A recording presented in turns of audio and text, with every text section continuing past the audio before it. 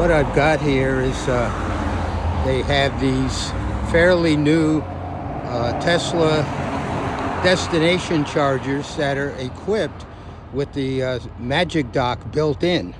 Somebody came in here who was using a Tesla, they would simply pull this out, that part there out. But if you're using a something other than a Tesla, you push this button in here and this Magic Dock comes out along with it that's attached to it. So it can be used for either type of charge vehicle. Works out pretty slick. Again, I'm using it on my Chevy Equinox EV, which of course does not take the Tesla plug at this point.